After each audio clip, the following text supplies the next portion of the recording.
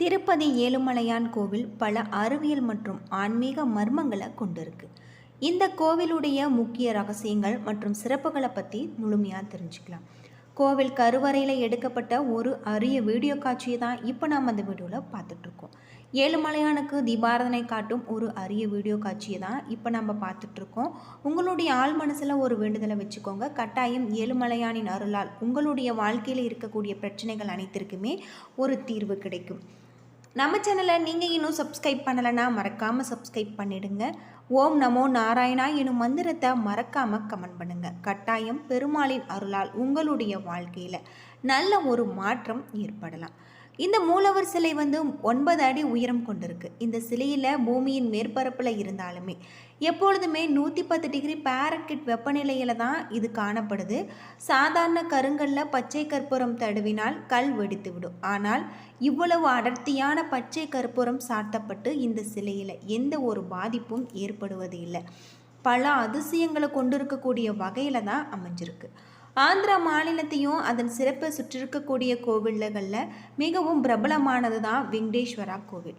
திருமலைகளில் 7 சிகரங்களில் ஒன்றாக அமைஞ்சிருக்கு. நாடு மற்றும் உலகம் முழுவதுமே இருக்கக்கூடிய கோவில்களை விட இந்த கோவிலுக்கு தான் பக்தர்கள் அதிகமாக இருக்காங்க. இந்த கோவிலின் கட்டிடங்கள் பழைய கால முறையில் அமைக்கப்பட்டு இருக்கும். இதனுடைய சிறப்பாக சொல்லப்பட்டிருக்கு. இங்கே இருக்கக்கூடிய வெங்கடேஸ்வரா கோவில் திருப்பதி உலக வரைபடத்தில் ஒரு தனித்துவமான இடத்துல வச்சுருக்காங்க என்றால் அதனுடைய பெருமை வெங்கடேஸ்வரா கோவிலை சேரும். மேலும் இது திருப்பதியில் பார்க்க வேண்டிய மிக முக்கியமான கட்டாயமான இடங்களில் ஒன்று. விஷ்ணுவின் அவதாரம் என நம்பப்படும் வெங்கடேஸ்வருக்கு இந்த கோவிலில் அர்ப்பணிக்கப்பட்டிருக்கு. இந்த கோவிலின் திருப்பதி திருமலை கோவில், திருப்பதி பாலாஜி கோவில் என மக்கள் கூறப்பட்டிருக்காங்க. இது கடல் மட்டத்தில் இருந்து 2799 அடி உயரத்தில் அமைஞ்சிருக்கக்கூடியதாகும். திருப்பதியில் இருக்கக்கூடிய அனைத்துமே சுற்றுலா தலங்களில் இது மிகவும் பிரபலமானதாக தான் வெங்கடேஸ்வரா கோவில் அமைஞ்சிருக்கு. உலகில் பணக்கார கோவிலில் ஒன்றாக அறியப்படக்கூடிய வெங்கடேஸ்வரா கோவில் ஒவ்வொரு ஆண்டுமே சுமார் 30 முதல் 40 மில்லியன் மக்கள் வருகை தராங்க. ஒவ்வொரு நாளும் நன்கொடைகள் ஏராளமாக சேர்ந்து கொண்டே இருக்கும். வருடாந்திர பிரம்மோற்சவம் போன்ற சிறப்பு சந்தர்ப்பங்களின் பொழுது பக்தர்களுடைய எண்ணிக்கை சற்று அதிகமாக இருக்குது. அடுத்ததான் நம்ம திருப்பதியில் பார்க்க வேண்டிய ஒரு முக்கியமான இடம் அப்படின்னு பார்த்தா திருமலை திருப்பதி தேவஸ்தான தோட்டம். ஸ்ரீ வெங்கடேஸ்வரர் கோவிலின் விவகாரங்களில் ஒழுங்கமைக்கும் அமைப்பே திருமலை திருப்பதி தேவஸ்தானம் என அழைக்கப்படுது. கோவிலின் பிரதான கட்டிடத்தை ஒட்டிருக்கக்கூடிய 460 ஏக்கர் பரப்பளவில் இந்த தோட்டம் இருக்குது. தோட்டத்தில் பூக்கக்கூடிய 200 வகையான பூக்கள் பார்ப்பவர்களுக்கு மெய்சிலிர்க்க வைக்கக்கூடிய இந்த தோட்டத்தில் பல குளங்களும் இருக்குது. இங்கு திருப்பதியில் பார்க்க வேண்டிய பிரபலமான இடங்களில் இதுவும் ஒன்று. இந்த தோட்டத்தில் வரக்கூடிய பூக்கள் ஒவ்வொரு நாளுமே தெய்வத்தையும் கோவிலையும் அலங்கரிக்க பயன்படுத்தப்படுவதாகும். தோட்டத்தில் பூக்கும் பூக்களை மற்ற கோவில்களுக்கு அலங்கரிக்க பயன்படுத்துகிறாங்க. ஒரு நாளிற்கு 500 கிலோவிற்கு மேலே பூக்கள் பூக்கக்கூடிய அற்புதமான ஒரு தோட்டம். அடுத்ததாக தல்கோனா நீர்வீழ்ச்சி. 270 அடி உயரம் கொண்டிருக்கக்கூடிய தல்கோனா நீர்வீழ்ச்சி ஆந்திராவின் மிக உயரமான நீர்வீழ்ச்சி. இந்தியாவின் சிறந்த அழகிய நீர்வீழ்ச்சிகளில் ஒன்று. இந்த நீர்வீழ்ச்சி காட்டு பகுதியில் சுமார் 30 கிலோமீட்டர் தொலைவில் அமைஞ்சிருக்கு. மேலும் நீர்வீழ்ச்சியை காண சுமார் 2 கிலோமீட்டர் தூரம் மலையேற வேண்டும். இருப்பினுமே இந்த அற்புதமான நீர்வீழ்ச்சியை அதன் இயற்கையான சூழலில் காணும் பொழுது மனதில் மகிழ்ச்சி நிலவும். இங்கு படகு சவாரி, கயிறு ஏறுதல் போன்ற பொழுதுபோக்கு அம்சங்களும் இருக்குது. திருப்பதியில் பார்வையிட வேண்டிய அற்புதமான இடங்களில் இதுவும் ஒன்று அப்படின்னே சொல்லலாம்.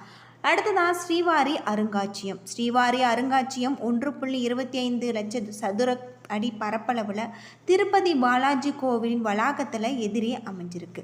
திருப்பதியில் பார்க்க வேண்டிய இடங்களில் இதுவும் மற்ற காரணங்கள் இருக்குது. உண்மையில் இந்த கோவிலின் சுற்றுப்புறத்தை பூர்த்தி செய்யக்கூடிய வகையில் அழகாக அமைஞ்சிருக்கு. இதில் டிடிடி தோற்றமும் இருக்குது. அருங்காட்சியத்தை திருமலை மரபுகள் மற்றும் இந்து மதம் ஆகியவற்றின் வளமான களஞ்சியமாக இருக்குது.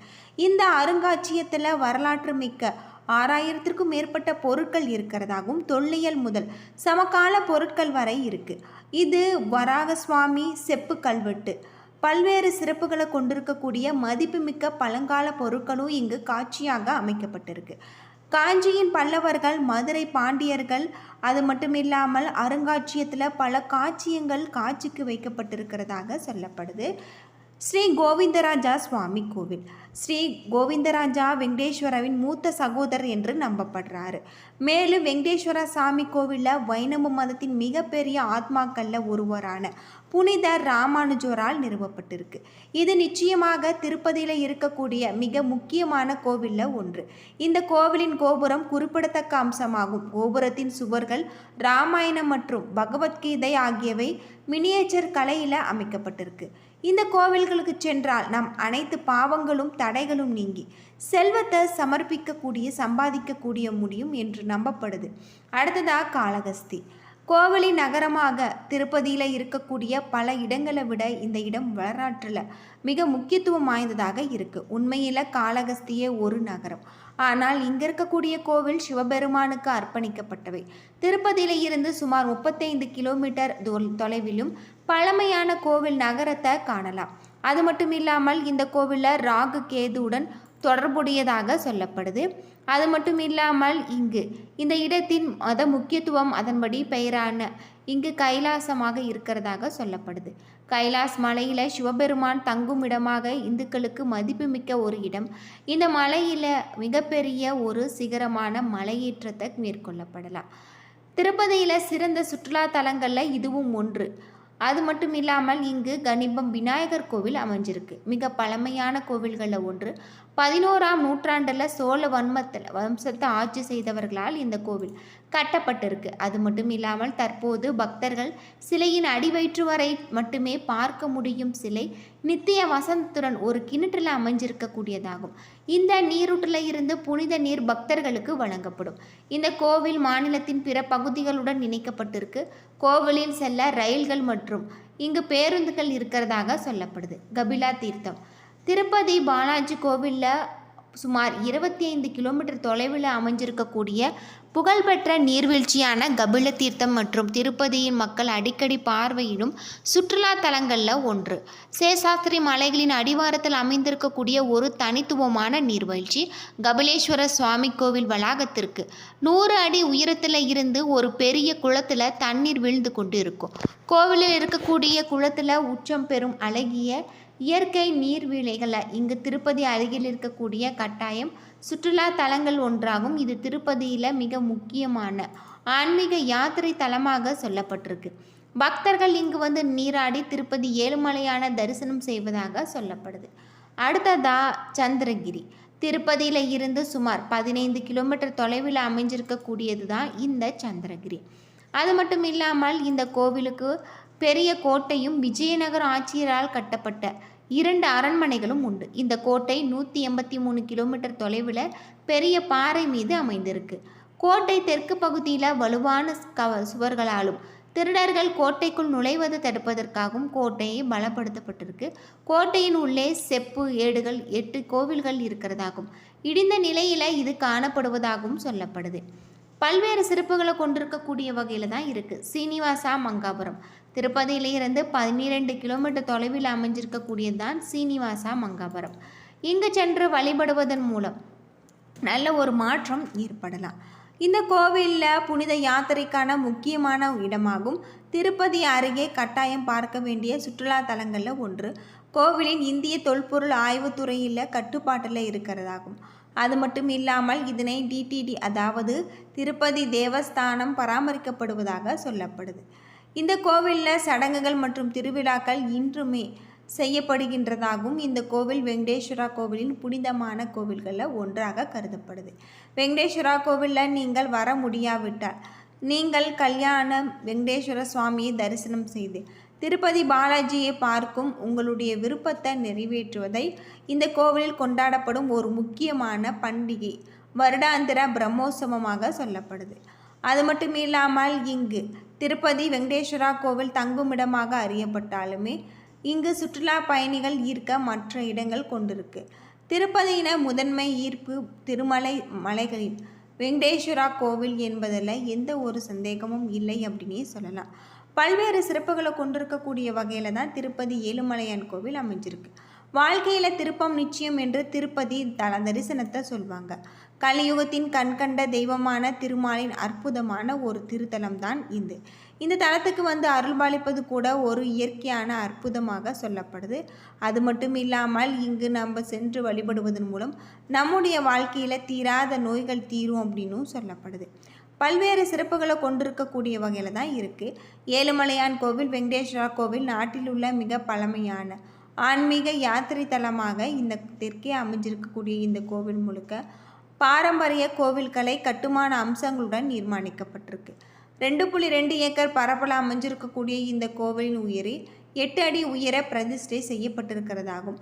தங்க பீடத்தின் மீது இந்த சிலை நிறுத்தப்பட்டிருக்கு. இந்த விக்கிரகத்தின் கண்களில் ஜொலிக்கும் மாணிக்க ரத்தின கற்கள் பொதிக்கப்பட்டிருக்காங்க. கற்பூரம் மற்றும் குங்குமம் போன்றவற்றை இவற்றோடு சேர்த்து பொதிக்கப்பட்டிருக்காங்க.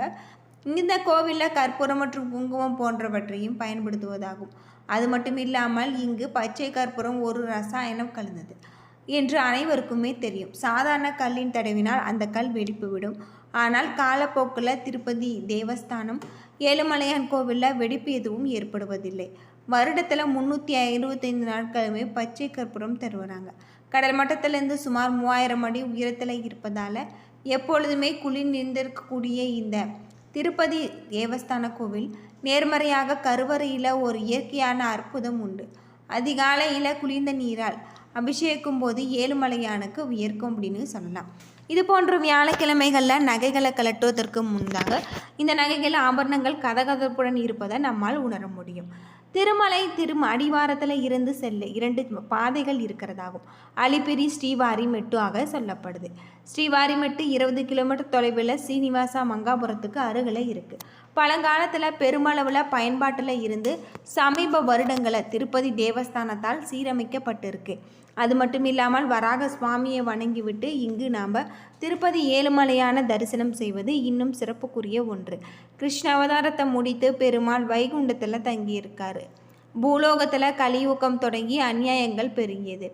அது மட்டும் இல்லாமல் இந்த கோவிலில் நாம் யாகத்தை காண வந்த நாரதர் யாகத்தின் பலனை யாருக்கு தரப்போகிறீர்கள் என்று கேட்க, யாகத்தை சாந்தமான மூர்த்திக்கே தருவது என பிருகு முனிவர் சாந்தமானவரை தேடி சென்றிருக்காரு. திருமால் பிருகு முனிவரை கண்டு கொள்ளாமல் இருக்க அவருடைய மார்பில் உதித்திருக்காரு.